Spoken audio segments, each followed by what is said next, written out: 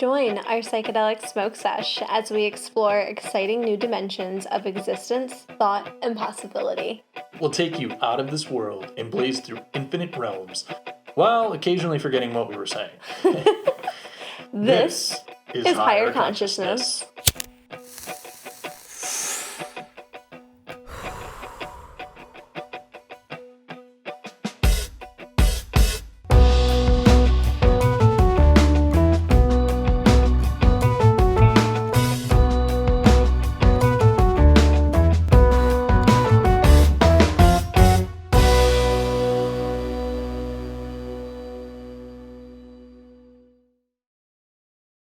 Welcome to season 3 of Higher Consciousness. You get see us in the flesh. I was going to say in the flesh. You see our faces. My goodness. Yes. So now you get to really kind of experience this whole experience with us now. Experience the experience. Experience the experience, a whole another level. So We're really excited. We've been talking about wanting to bring video on for some time now. So we're excited to finally be debuting that and for you to finally just see the ridiculousness that happens during most of these shows. So can't wait to actually showcase more of the goings on of what happens during the show, because it's just insane. We probably will have some kitty interruptions. We tried to lock them out of the room so that they're not climbing all over the table that we have here. We'll see if they're quiet. We'll see. Hopefully. I have no idea. But anyway. They just love their mama. And so, they love you too. Do we want to talk about what we're talking, or get to what we're talking about first before we do the blessing? Or do you want to do the blessing first and then reveal the subject of our discussion today? Thoughts, possibilities. Well, let's just go into the blessing, I think, and then we'll just jump right into it. I couldn't agree more. I like changing things up. I like doing a little bit differently. So before we just jump right into everything, if you haven't already subscribed and liked this YouTube channel, please do so by hitting the subscribe button and hitting the like button as well. And also comment below and let us know what you thought or what you're thinking of us doing this. Yes. Absolutely. And then the other thing too, Dave, what are we having? What are we smoking? We are smoking a El Diablo. Ooh. I'm not entirely sure why it's called that. El Diablo. The nugs are gigantic. Number times Chem 4 and 3. Super duper good price on that one. That was a reduced price for St. Patty's Day. Woohoo! Which is what a lot of my table is left from. So today's altar is mostly a little left over of St. Patty's Day, but then a little bit of extra things that I added specifically for the show. So many things. Yeah, okay. Anyway. So let's do the blessing. Yes. I'm also going to bless the joint in here too, just in case we start doing that. We had a 3/4. We had 3/4 joint that we didn't finish. Yeah, we were doing some filming for the show, for the opening earlier, and we smoked an entire joint and then started smoking another one, and we're like, okay, we should probably stop. We're good. Yeah, we don't need any more. Okay, so here. I'll have it over here. I'll take it over here, Dave. I'll just put it on my lap for right now so people can see. Yes. All right. And then the joint is in here. Showcase the ashtray, yes. All right. So El Diablo, which is interesting. We'll talk about that in a minute. Okay. All right, let's take a deep breath.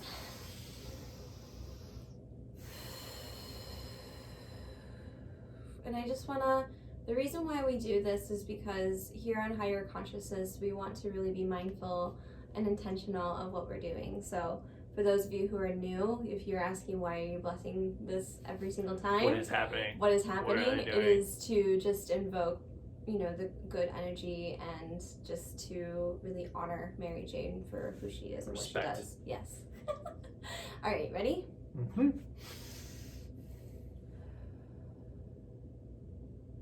Bless you, Mary Jane, and thank you for being here with us today. Thank you for allowing us to speak clearly, concisely, and share fun but informative and eye-opening information and experiences. May this episode bring us love and support and abundance, And may this episode help open the minds and the hearts and the souls of those who tune in and listen to what we have to say, and hopefully find a truth that speaks with themselves. Bless you and thank you and amen. Bam! Yay! Okay, Blessed. let's start Consider with yourself blessed. Consider yourself blessed. I always change it. I don't ever have like it's always different every single time. Also, this bong is super dope because For those of you who are susceptible to these types of strobe lights and seizures, I think at this point I'm sorry. our background's I like apologize. that. So Anyway, we could probably calm this is the a silicone strobe bong, down. so it's much different than It is. what we're. Mm. Give it to me. I want it. I just wanted to turn the strobe off. It was driving me insane.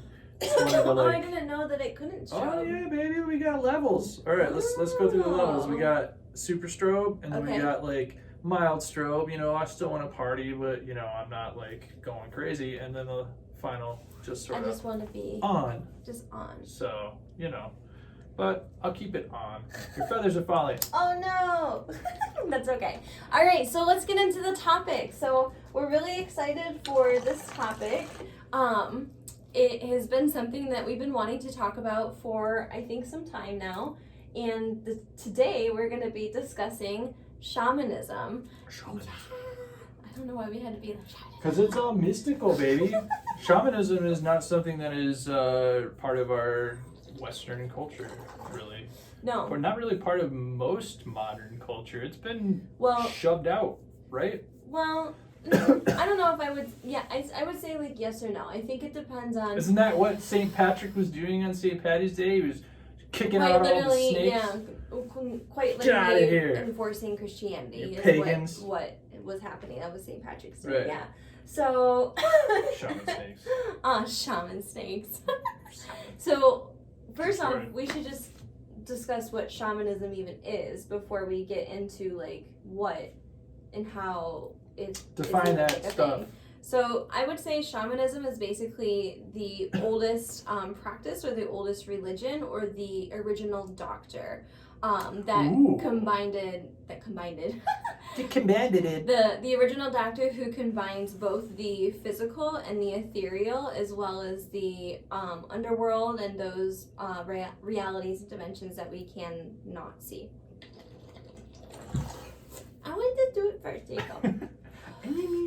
So shamanism is basically, they're a healer. They're somebody who has, I would say, other abilities beyond the five typical senses. The ability to be intuitive, to speak to divine, to be able to go and journey, to be able to help people on a really deep soul level, but in a way that is impactful and long-lasting and isn't just something that is like what our Western medicine does or likes to do is, give you a pill or prescribe you something. Yeah, or something like that, or just demonize, like, even like marijuana. For the longest time, we even saw that in our Western culture in terms of health because of, big pharma not wanting to lose money because unfortunately, a lot of the Western medicine now is mostly about, at least it seems to be mostly about money rather than actually helping people. I mean, like, we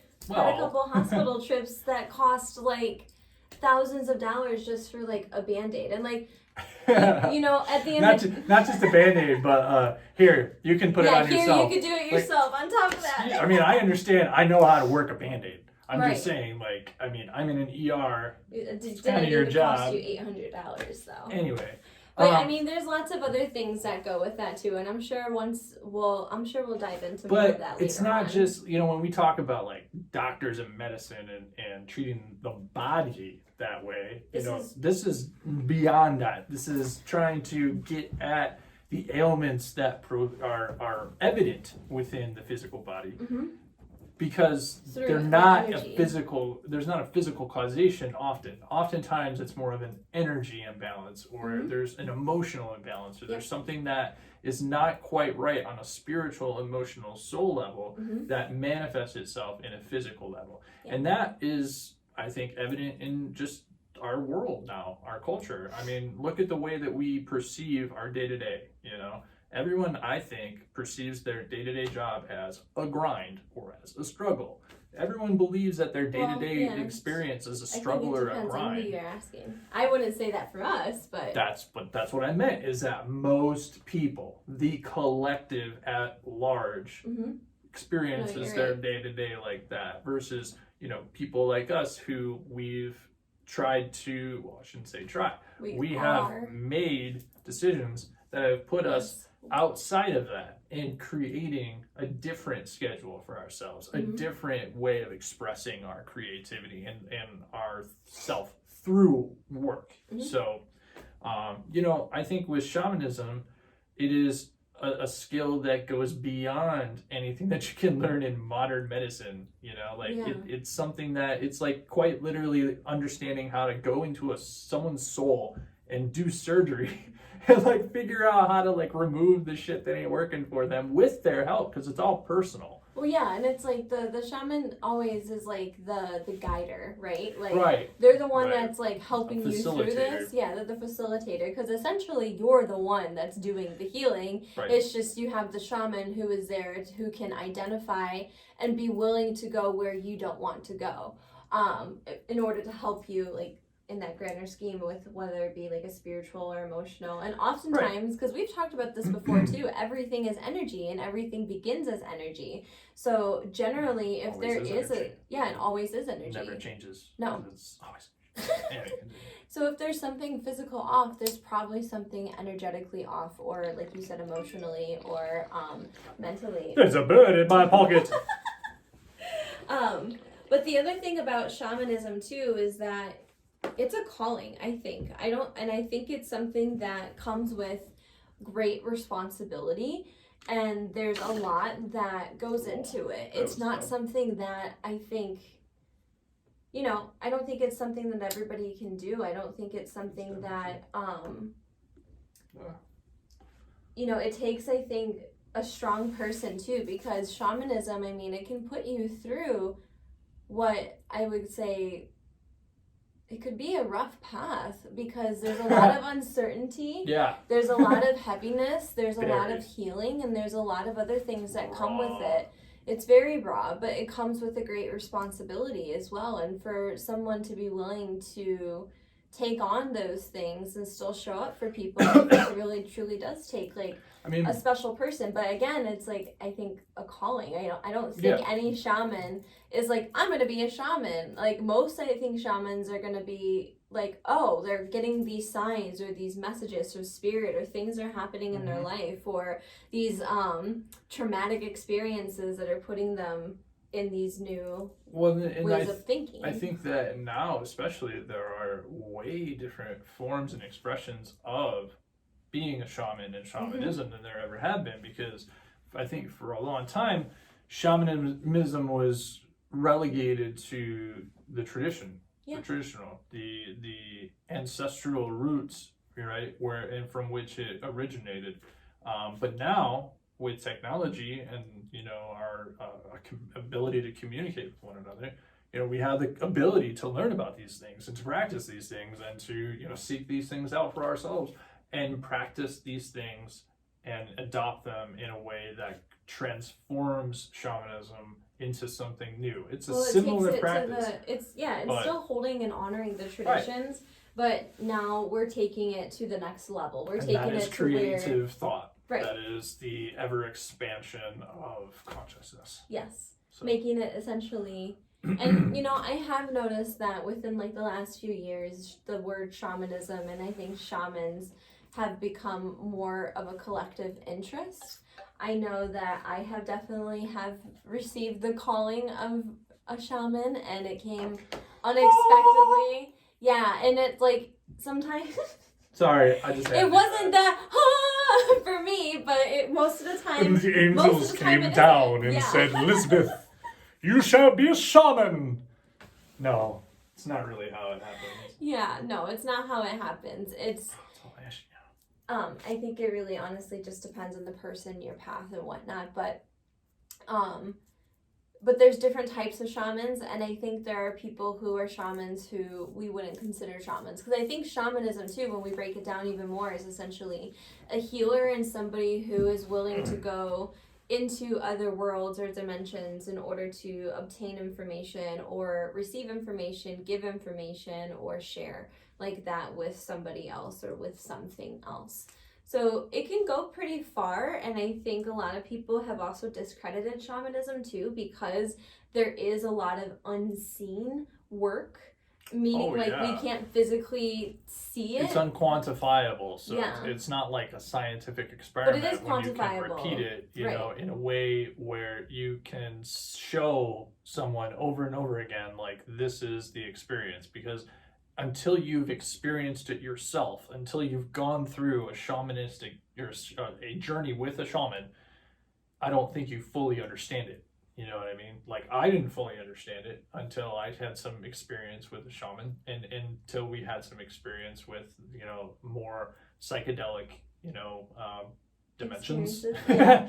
And then you start to realize, like, oh, this is why they use these things in this way. Yeah. This is why they incorporate these substances into these practices. And I know that's kind of a natural segue into the practice of shamanism with psychedelics. Yes, so that is something that has been around in culture for since the beginning, honestly, since the beginning. Because again, shamanism is like the original doctor, the original healer, the idea, the original religion. It dates back all the way, some say to Siberia, but there's even this other, you know, there's a lot of information out there too that also claims that shamanism was taught by the people who ruled the earth before humans came, or before humans really became evolved.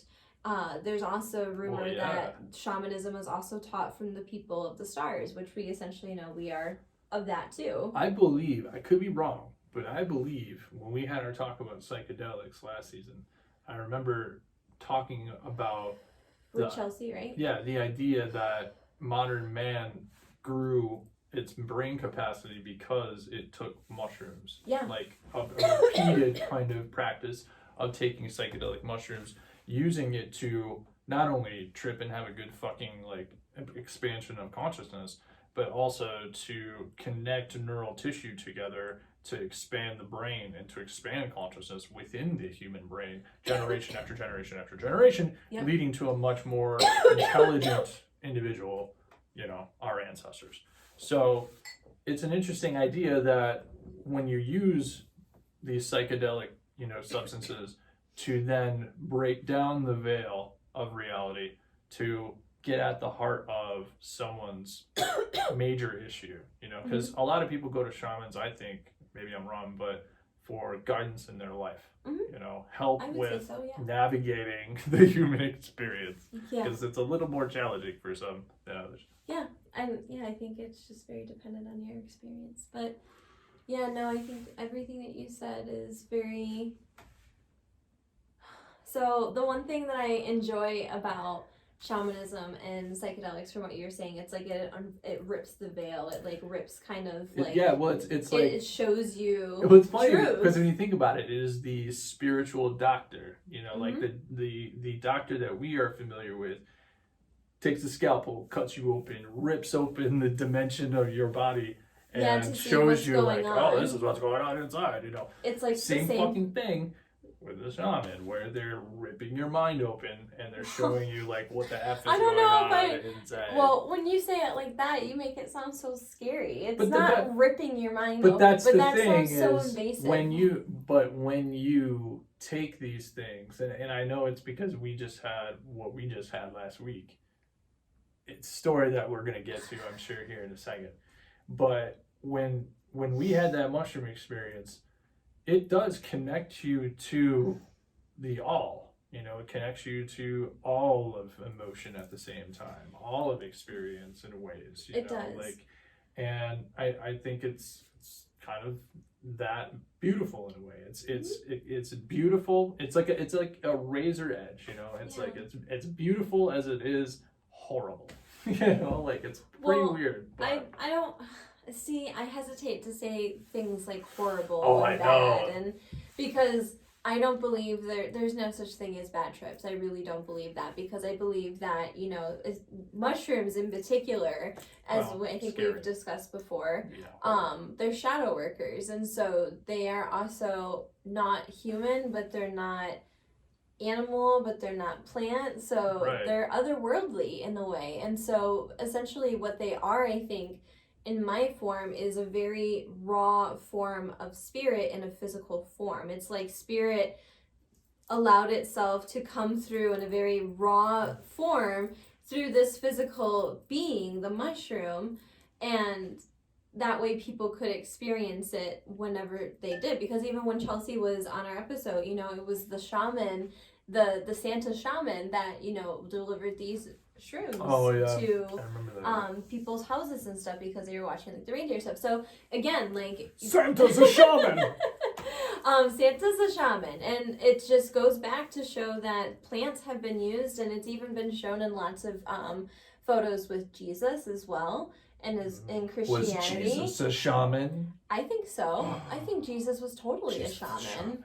Yeah. Sounds like a new TV show. Jesus is a shaman? Jesus is a shaman. He was, though. I mean, think about it. What did Jesus do? Jesus was somebody who ultimately wanted to heal and uplift the consciousness. What did he spend his whole life doing? He spent his whole life devoted to God or to spirit in order to go through these things, to understand people, and he had not only the supernatural abilities for healing, which I think shamans kind of have in a way, but it's not like what we see on TV. It's not like in superheroes, like we're shooting out like lightning bolts and things like that. But in a way, that is happening. It's just you can't necessarily see it. I think it's just it's a different it's happening on a different dimension that we're not seeing or in tune with, unless you are open to that dimension. I personally believe. even then, like, mushrooms are just one substance that shamans have used in the past. There's ayahuasca, San Pedro. I was just gonna say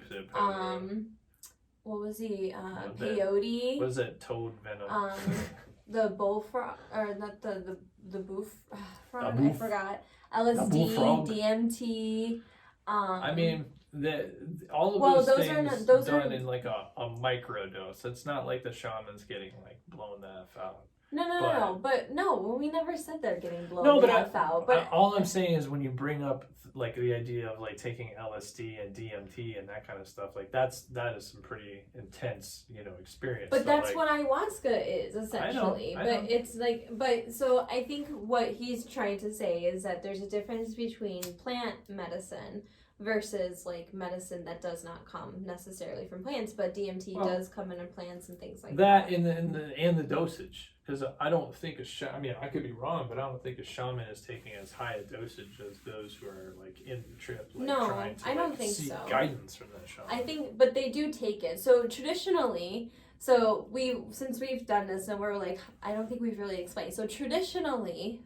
And this is something that can be found in Peru. This is something that can be found in Africa, Siberia, Mexico, America. I mean, like it's everywhere. Honestly, there's not one culture, I don't believe, that has not partaken in psychedelics in a shamanistic ritual or form.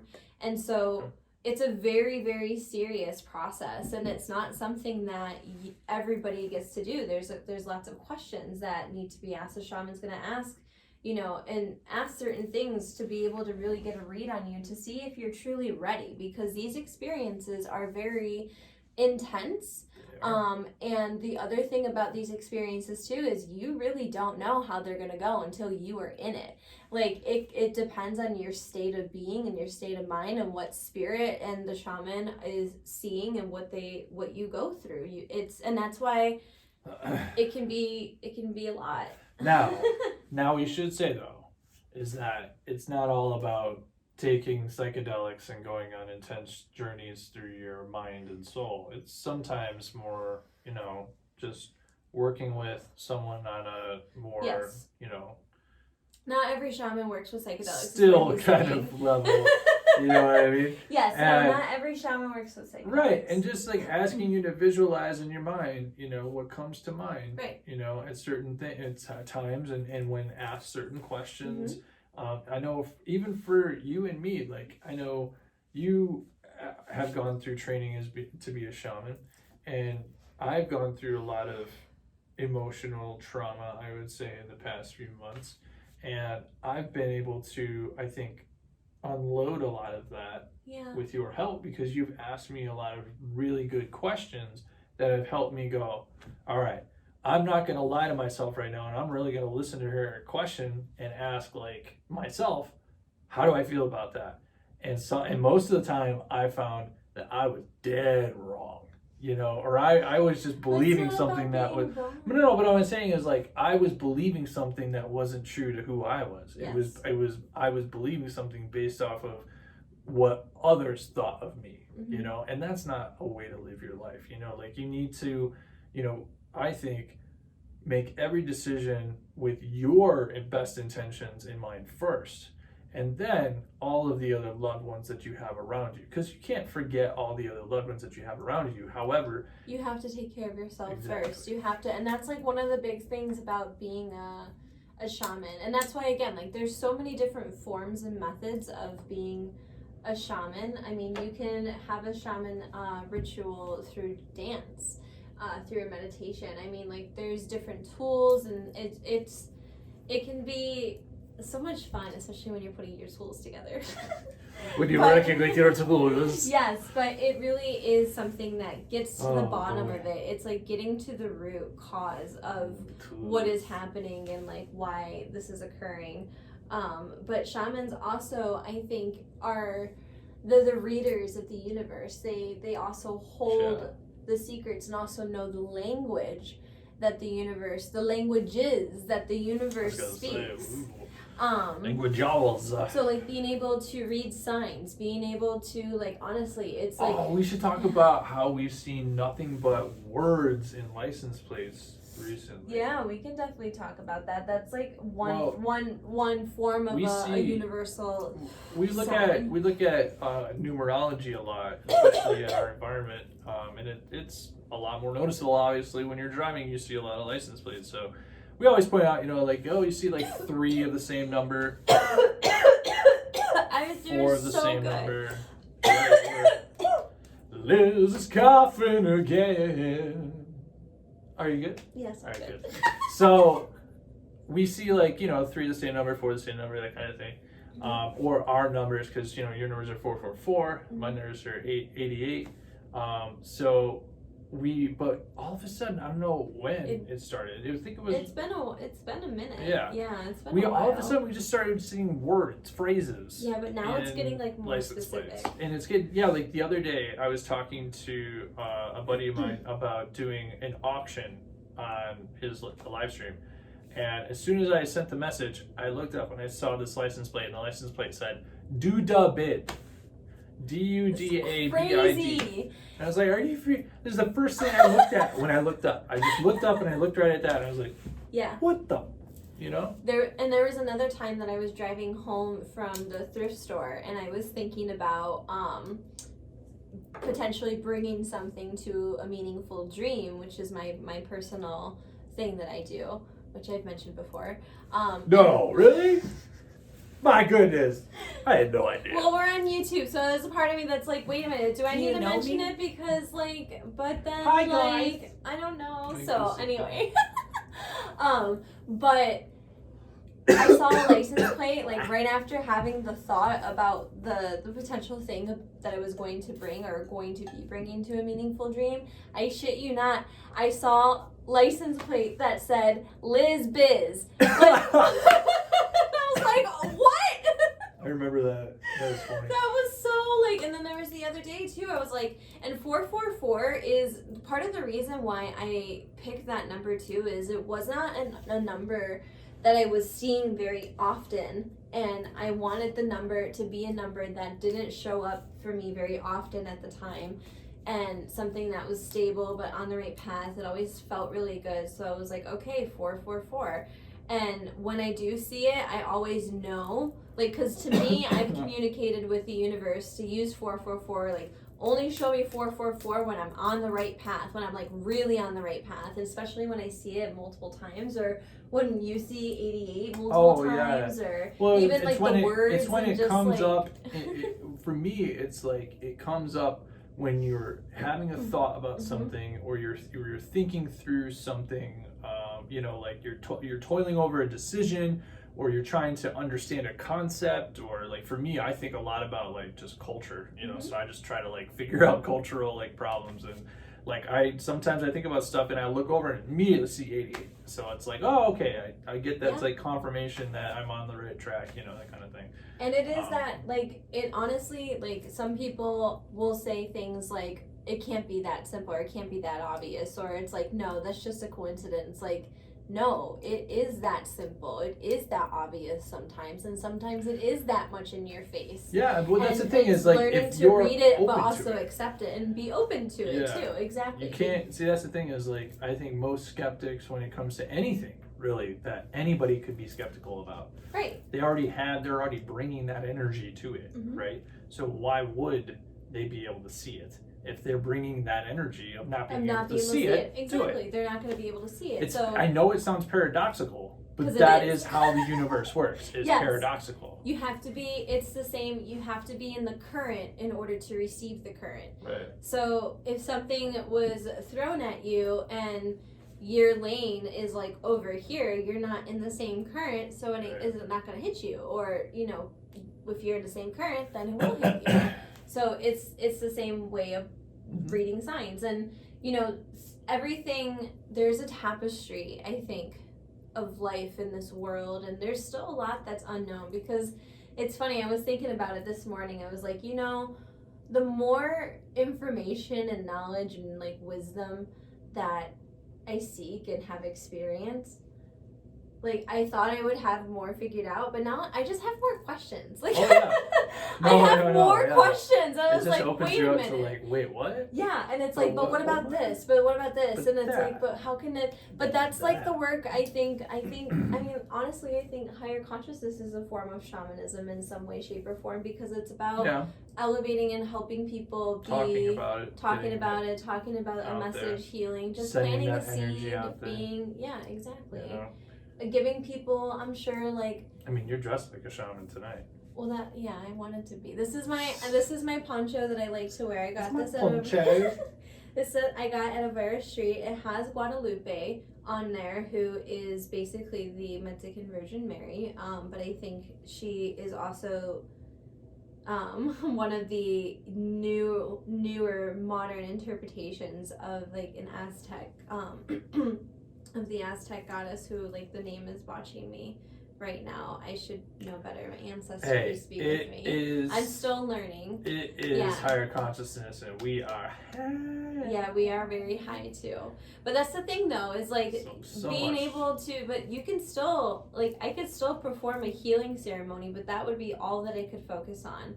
But that's why some shamans use other psychedelics and things to get to these higher levels of consciousness. And then it becomes a thing of, okay, how can they manage to receive all this information, but also make sure that they can still function in the real world? Because when you partake in certain things, you do get disconnected. And I think being a shaman is being able to exist in multiple dimensions at the same time. Yeah. And that's understand hard. that and be comfortable with that. Well, I don't know if you have to be comfortable with it necessarily. I think it's just something that you flow with, and it's something that you accept as being a part of, the tapestry. I know for me, so like you, with going back to our trip that we had last week, you had a very kind of emotional, introspective, traveling through the galaxy. Like quite literally as a cosmic planetary being or something like that. And then I was the total opposite, quite paradoxical, if you will. We did take on the masculine, the feminine. Yeah, where I just like firecracker up my butt, running around the house like a 10-year-old kid. Yeah. And I had balls of energy. You really did. Like, it was insane. It was. Like, I was the scribble, draw, play, fun. I wanted to be able to have that with you so badly, but I felt like a multi-dimensional being, and so I was I. like, I heard like 8 voices of my own voice at the same time, and yeah, you did. Saw some crazy you made some beautiful black art pyramids too. with rainbow light. Yeah, when you were trying to tune in with me. And then going into the earth and popping out in the galaxy. Yeah.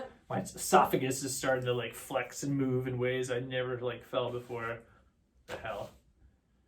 It was wild. It was a wild Just experience. Wild. But it was exactly what we were asking for. Yes. For quite a while.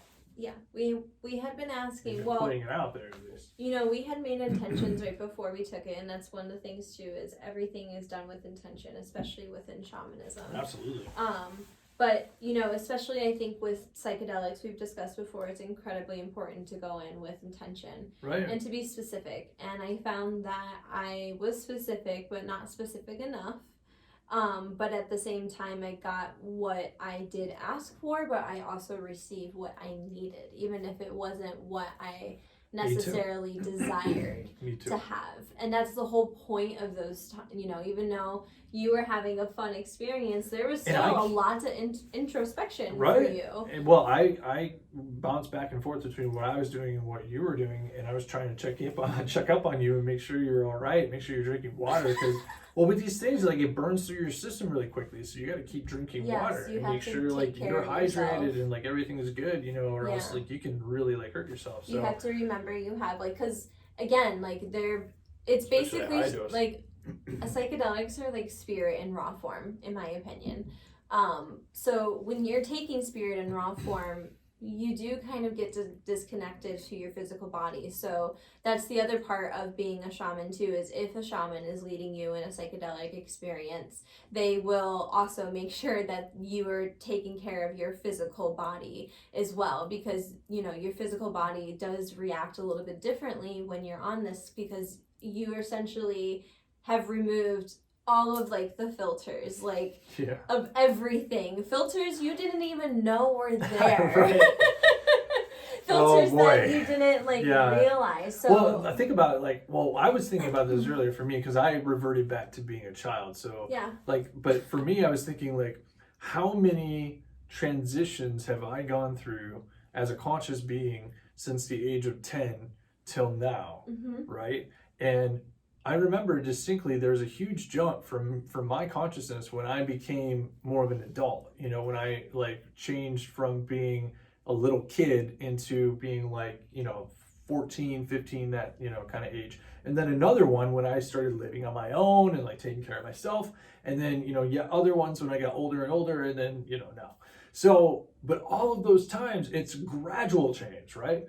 This made me feel like I went right back to where I was being 10 years old. Yeah. Didn't care about finances, didn't care about bills, didn't care about my, anxiety, my worry about anything, what I was doing or what I was going to do next. Everything that I thought about doing next was oh, that's an amazing idea. I can't wait to do that. So everything was just you're experiencing it for the first time in a way.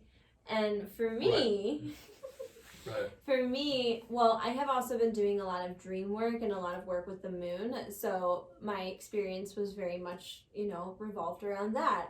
The moment that mine hit, I felt very tired and I couldn't. Oh my God, you said tired. I was like, oh shit. It's I couldn't keep my eyes open. My body felt incredibly heavy. My spirit felt like it had went off in space. And I really had to focus and allow myself to be in space, because anytime I try to interact with the physical world, it was just too much, because I remember also feeling everything. I kid you not, I could feel the grass, and I could feel the earth. I can feel us moving in space. I could feel love. Sure. I could feel oh boy. The sounds, the wind, and I was freezing cold because my spirit immediately detached from my body, which tends to happen. And I was way out in the galaxy. That's where a lot of my trip was. But then it became a thing where it got really heavy and really emotional, because then I, you know, being on the moon and doing a lot of moon work, the moon is essentially about emotions, and there were just some personal things that I needed to address that I did not know I hadn't addressed, and I thought I had addressed. I'm also in the midst of Saturn return, which things like that tend to happen and come up. It's essentially a cleanse, though, and it was a cleanse. It was, and that's where I think a lot of people feel, because I will say that during the time that it was happening, I was like, I'm never doing this again. I'm never doing this again. I don't want to do this. I can't believe this. Like, this is so much. Because it was the most intense experience, and it wasn't. Yeah, it was really. I just didn't. That's a lot. Yeah. We weren't expecting it. Yeah, honestly. no, we weren't expecting it. I wasn't expecting it. In the moment, I never had that experience before. No, not like that. But in the moment, you know, I was feeling that way because I had just felt so. I felt so just ripped apart, you know. I felt like raw. It was very raw. Everything was very, as very much as raw. I had a great time, I still like came out of it like feeling like a lot of my emotions had been on a roller coaster, because they had been. Yeah. However, like my mind was still very much, you know, in this like play mode. So. Yeah. I didn't allow myself, I think, to really stay in it very long, but I was able, I remember, to be able to go into some of those darker emotions, those heavier emotions. Yep. But like I was saying to Liz after the experience, it was almost like it was hard to hold on to it. You know, it was like hard to go there. Like my being didn't want to be in that space. Well, yeah, it just wanted to stay happy. And that's okay. That was, I think, that was what you needed, and that's what I needed. It was almost like magnetic, opposite. like that, you know, like where it's just like repulsion. Yeah. I know exactly. I was trying to think of the word. I'm pretty sure that's a word. Repulsion. Sure. You're a repulsion from me. So anyway, I'm very happy for the experience. It was enlightening. For sure. Oh, it was something. And I definitely have the desire to, you know, study more and to learn more. And like I said, I always have more. But I also feel like I came out, I'm a different person now. I feel like I understand things differently now. And I ended up having a dream to tell my shaman about the experience too. So it felt like for a moment it was a moment of being the student and the teacher at the same time. Well, and you've been talking about, you know, wanting to become, you know, more of a shaman, you know, utilizing mushrooms as something that you could, you know, help people, you know, use as a tool to help them. And, you know, I think the next step would be to kind of play, you know, experiment around with microdosing and see like what level, you know, you can get into. We'll you know. See. But that's the I'm kind of still it. recovering. I'm not gonna lie, like I'm still recovering from my last one. I definitely. Yours was heavy as mine was very heavy. Well, I also would not if when that happens again, whenever that is. Whenever that is. We don't know yet. Yeah, I don't know when that's gonna happen again. I'm ready. I want to play. I want to make. Yeah, anytime. I'm still. Well, that's the nice thing about psychedelics is because it doesn't just end with the trip. It continues on. It's a process. And Chelsea, you know, spoke about this with her ayahuasca trip in the psychedelic episode that we had her on. But anyway, I think shamanism, again, like psychedelics and shamanism do go hand in hand. However, not all shamans use psychedelics and not all shamans, you know, practice that. And not all shamans believe in psychedelics either. So again, like there's a shaman, I think, for everybody. There's a shaman for you. Honestly, there is. There really is. You're right. It's like you're absolutely right. There's an there's so much abundance. So if there's so much abundance in Mother Earth, why wouldn't Mother Earth or Spirit make sure that there's an abundance of shamans? But here's the thing too about shamans is I think I think we see shamans now. Like I think there's still this tie of seeing shamans in this very traditional and very like orthodox, very like you have a third world country. I have a particular vision when it comes to mine. Exactly. And that is still true. But I think it's much greater than that. And I don't think every shaman needs to get trained through other shamans. I think Right. some shamans get trained directly from spirit. And I think it's also a combination too. It just depends. But there's shamans who, the movie Onward keeps coming up. Do you remember? You remember the guy who was like spinning the sign? Yeah. At the end. Wait, Yeah, was yeah, it yeah. Onward or No, was it was Soul. It was Soul. I was Okay, like, when you sorry. started saying the guy was spinning the sign, I was like, Onward, that Soul. wasn't that But movie. I think even the dad in maybe Onward was maybe a shaman in a way. Yeah, But just his legs. so Soul. Little legs, shaman. Soul Little from, legs, man, shaman. Soul from the Disney movie. There was this guy who he was just like he looked like just some hippie dude that was like Just some hippie dude. that would just spin signs and like break dance at the end of like basically like not some great job, and he's just like spinning and doing this stuff, and he's just like dancing and doing his thing, and he loves it, and it's like his form of meditation. And we wouldn't typically look at somebody like that and say, like maybe he's a shaman. We would probably look at him as like, this is just some kid dancing, having fun. He wasn't even like a kid. He was like he was an adult. Middle-aged dude. Like he kind of even looked like a bum, So he looked like the dude from The Big Lebowski. Kind of, yeah. In a way, but like a smaller dude in some ways. If he was he had that vibe. If he was related to Yukon Cornelius, Rudolph the Red-Nosed Reindeer, he had the same like fuzzy like mustache. Yeah. But what what you don't see from the naked eye is that the whole time that he's doing that, he is actually journeying to help lost souls, which is what a shaman does, is help find lost souls and bring them back captain of this to the boat, body. just going through the cosmos of the unknown. Yes. It's insane. So, shamanism doesn't always mean intense, things. It could mean just a healing. It could even mean giving love. It could mean, one of the things that I like to do that I was really inspired by a shaman that I saw in Belize. Her name was Aurora Squai. And she hand makes all of these healing products directly from her jungle and her forest. And I remember going there and being so inspired. Yeah, it was really amazing. And she walked us through, and she was a teacher. Shamans are also teachers as well. So she walked us through and she taught us about nature and taught us about this is why we use this and this is how we do this. The oldest people they had in their village was on average 110 years old. Jeez. On average. On average. And they only worked with the medicine of the jungle. Damn. And the shamans and the energy healing. So it's like, our ancestors were able to survive for this long, without all the things that we have now. Now, mind you, I'm not against Western medicine. I think Western medicine is also a form of shamanism as well. It's just a different type. They probably depending on where you stand. They probably don't eat a lot of Lucky Charms either. That's not true. I'm just saying. Shamans like their processed treats. food is not necessarily part of it the diet. It was a treat, Dave. Okay? Don't get on me. I wanted to get Lucky Charms yesterday because it was St. Patrick's Day. And yes, I indulged a little bit because it's a treat, Dave. It's not something that we eat all the time. Most of the time we eat fruit that or toast, okay? Dave.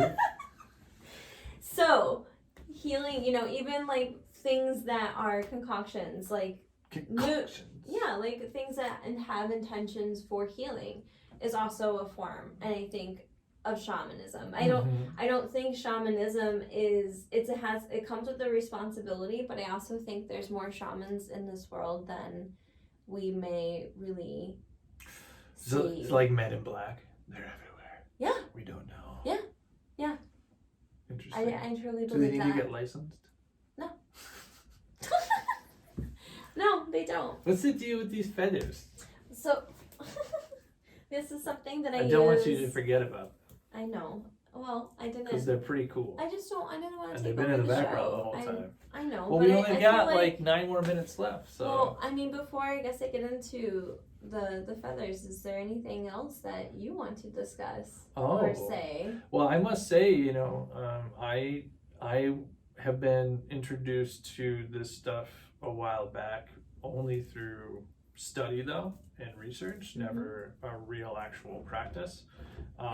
It wasn't until I met you and you began. I opened up your world. In ways, I think you brought me back around to these spiritual, esoteric, you know, reality bending sort of ideas and practices, and you know the shamanistic stuff that we've practiced together, because you know you've been practicing your Olympia and trying to make sure that you know you understand it and you can grow from it and make it your own.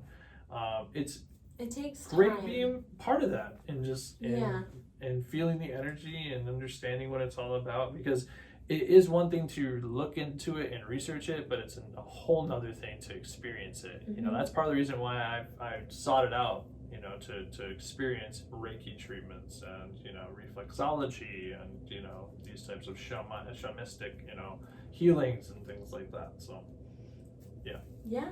No, cool. I'm happy that you're open to it, and I'm happy that you have been a part of it. Honestly, I don't know if I could date anybody that couldn't be, and I'm just so grateful that you are. And this is where it gets R-rated or X-rated, folks. Calm down. It means a lot, you know, because it's not something that I think is widely accepted or understood anymore. And so it's not widely part of our culture, you know. Not in America. At least we're coming from America. In American culture, it is not. I think coming from America. There are some cultures to this day currently who I think would maybe say otherwise, because they have a different, you know, perspective. So then I think most Americans. So these. So a lot of what I do. So here's the thing, like, I still like calling myself a modern mystic rather than a shaman, just because I think, I don't know, there's just... You're making it your own. I'm making it my own. I like how mystic feels and covers. I feel, I don't know, I just like that more than... And if you resonate with that, go with it. Right, and everybody's title is going to be different, but at the end of the day, the titles don't matter. At the end of the day, I am a healer. So what I like to do is I have kind of created... No. But yeah. But we all do, though. Let me get that straight. We all do. Get that straight. Because, again, as we've spoken before, the person, the healer, is the one who facilitates the healing. Oftentimes, it's you that's doing the healing. It's true.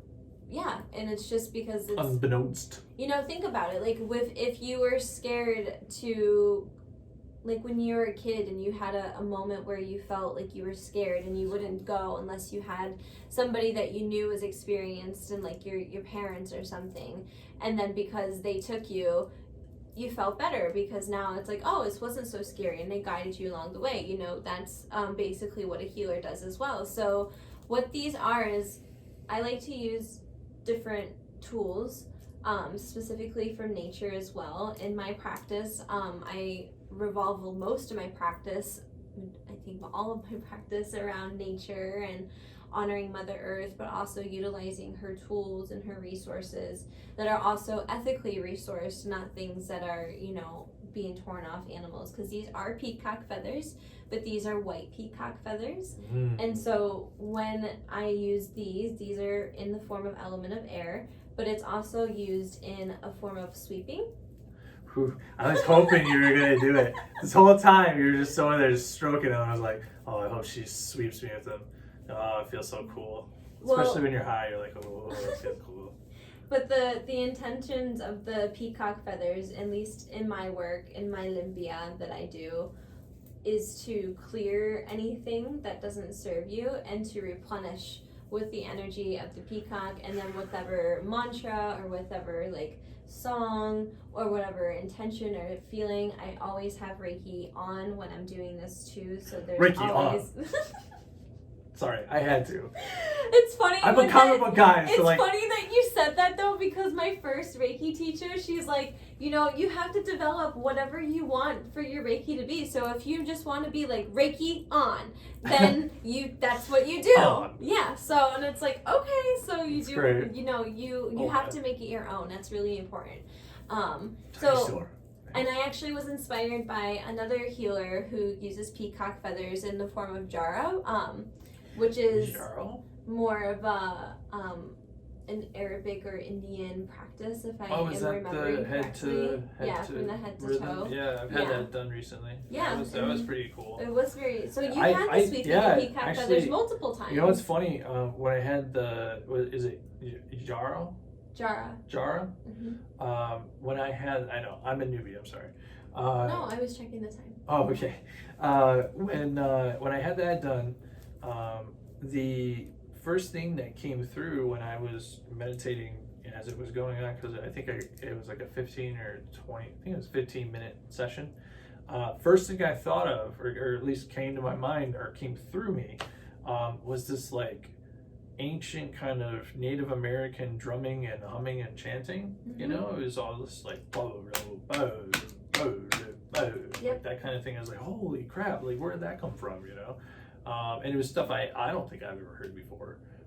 So it was really interesting for sure. That's awesome. Yeah. I'm glad that you got to have that experience. Yeah, quite interesting. So yeah, it's just one of my many tools that I use. So for me, I like to use the white peacock feathers because white peacock feathers symbolize enlightenment. They symbolize higher levels of consciousness, the divine. Mm-hmm. And peacock feathers are generally, I have, the white peacock feathers, and I also have, regular peacock feathers too, and even some pink peacock feathers, because I think the different colors have different energies and different meanings. But peacock feathers, regular ones, are the only feathers that have all 7 colors in them, which is why they're used a lot for sweeping and cleansings and things like that in some cultures, but not all cultures. But I also utilize plants, especially like what's around me, food, even like spices and fruits, candles, elements of waters, elements of space, elements of metal, sound, music, dance, chanting, meditation, journeying. It's all physical. Dream work. I mean, like there's, for me, it's not just one thing. There's many things. Different types of levels of physicality. Yeah. So. And I like to customize it and cater it. Like I will probably never perform the same. I like how it's all clinging to you. Oh yeah, he loves me. I love it too.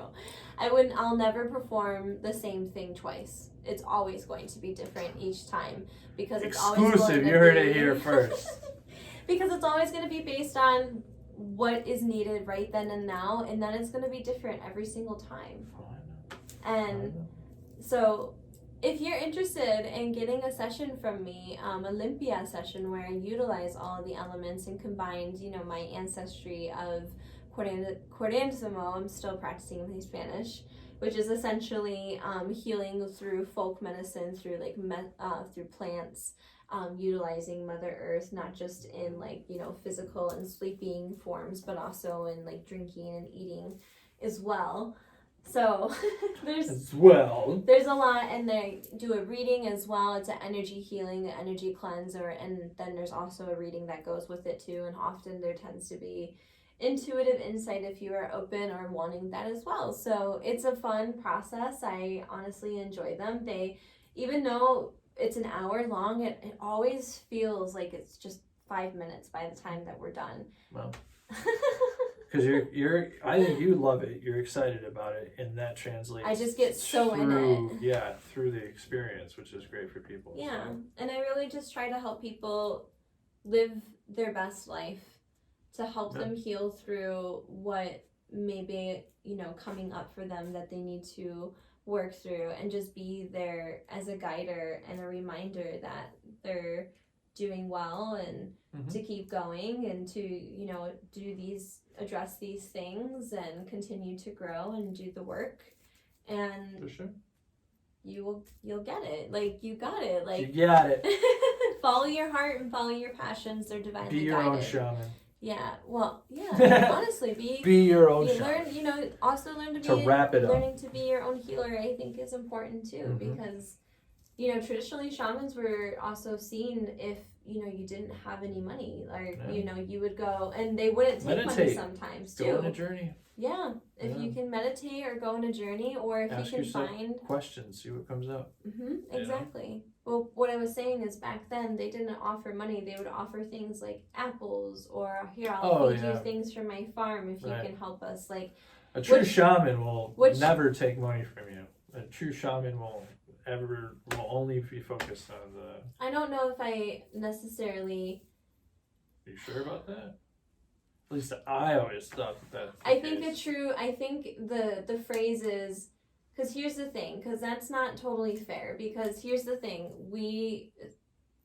much has changed since back then. All right. And money is unfortunately and fortunately at the same time how we put food and stuff on the table, especially modern shamans. Right. But I think the more truer statement of what you were trying to say is a true shaman will never, if they believe that there needs to be healing, they'll never say no. True. I think that's more real because it's more like a doctor. And there's people who, everyone's going to have your different opinions, and I am curious to hear and respect, what everyone is, because I've also heard people are like, I'm a shaman practitioner, and they say it better that way. There's people who say I'm a shaman. Again, title I don't think is everything. I think it's like, what are they doing and how are they benefiting you? I think that's the part that matters. And I think a true healer, a true shaman will always give the opportunity and do what they can to heal, even if that means money cannot be received or accepted or something along those lines. Something will be worked out. And there's been many times where I've offered trades, and I'm open to that too. If there's something that you want to trade and we can work out a thing and be in agreement, like, we'll trade this instead of money. I'm open to that. Right. I would like to bring that back. Oftentimes that's how it works, Yeah, but I also we have bills to pay. We got food on the table, so I do have to ask for money.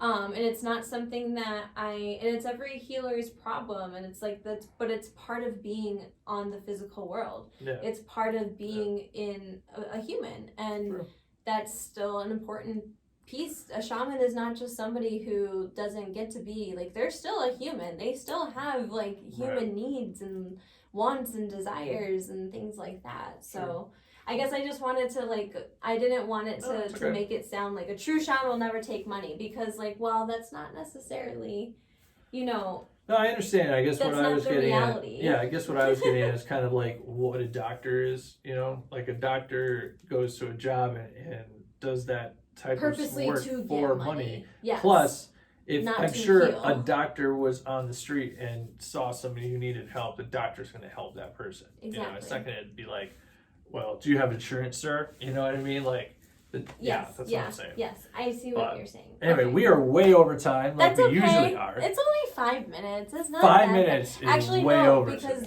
no, it's not. We're only we're technically over 2 minutes because the first 4 minutes of the show weren't even a part of the show. Wasn't even part of the show. We were just interesting. Diggling around. Dickling around. Huh? That was the first word that came up. So interesting choice of words. We were dickling around, Dave. Okay? Anyway, but I hope you enjoyed the conversation of shamanism, and we're really curious to hear what you think. So definitely leave your comments down below. Be sure to like and subscribe to us. That way you are staying up to date with every video that we upload every Thursday. Yes, every Thursday. Every Thursday. Yeah. And next week we're going to have a guest. Yeah. An actual shaman. Yes. Friend of ours. Great friend of ours. He calls himself a modern day shaman. We've mentioned him on the show. The modern day shaman. He really is, though. He really truly is the modern day shaman. Mm-hmm. But we've mentioned him on our show before. Do you want to? No, you. Oh, okay. Shaman Omar is going to be on with us and sharing a little bit about his story, his perspective, his wisdom, and his knowledge about shamanism, as well as some of his own, views and things like that. He's really, honestly, he's like the first shaman that I've met and been able to stay in contact with that I feel like has been incredibly helpful. Not only with teaching me, but I think helping us elevate, and that's what shamans are here to do, is to do. help people elevate and to help people grow. And I appreciate that about him. So we're very excited to allow you guys. Wow. Oh boy. We're excited to. Signs we need to end the show. Yeah. I think, exactly. And getting a little loopy because words are not coming out the way. And we have that another I show to wanted record later because we always record my shows out of God. order. Yeah. So that reminded me of the time that I was like, you can sit next to me, Dave. yeah.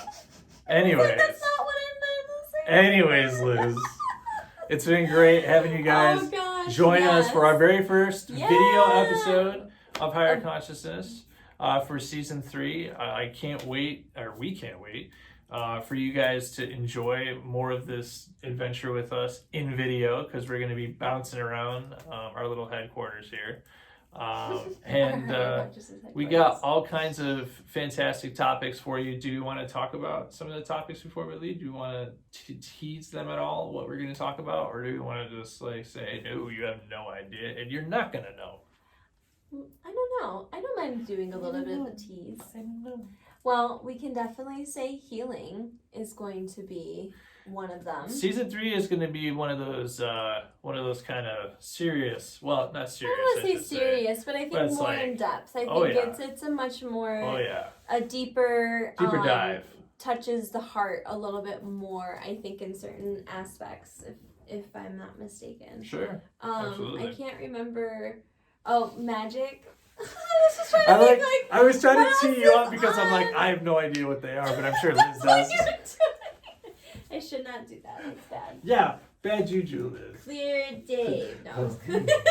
Yeah, I'm just kidding. Anyway. I can't clear you of your silliness. Anyway, magic? Your silliness is spirit. Did you say magic? Yeah, so I'm not entirely sure exactly about magic quite yet, but I'm very excited for the topic nevertheless. Anything about magic, it perks me up, so... Ooh. Magic or healing or... Right. I mean, I think honestly everything that we talk about perks me up. We'll let the rest of them be a secret because we don't want to give away too much. Yeah, we don't want to give away too much, but at least you guys have an idea of like where this season is headed. We're kind of headed into the more higher ethereal realms. Well, it's interesting because it's like I had that experience where I went But down then into the the lower earth and then ethereal emerged out realms into the too. galaxy. So like it's all interconnected. Yeah, I don't think we're going the higher realms. I think we're going into some of the lower realms this season too. So I'm excited for because I don't think lower is necessarily bad. I just want to throw that out there. I don't think lower is. I think there's something to be learned from everything. Absolutely. And everyone. So I'm We are so the all. excited. I'm so excited for all. Yeah. I don't want to like tell everybody everything, but I want to at the same time. But I'm not going to because I'm not allowed. No, so. not allowed. But we got to wrap it up. Yes. So stay tuned for next week. We can't wait to continue our conversation about shamanism and welcome our guest, Shaman Omar. And you can also find our website at higher-consciousness-talk.com. And you can also get the links to all of our other social media there as well. So, yeah. All right. Take care. Bye. Listen to more Higher Consciousness every Thursday on Spotify at 8 p.m. Eastern Standard Time.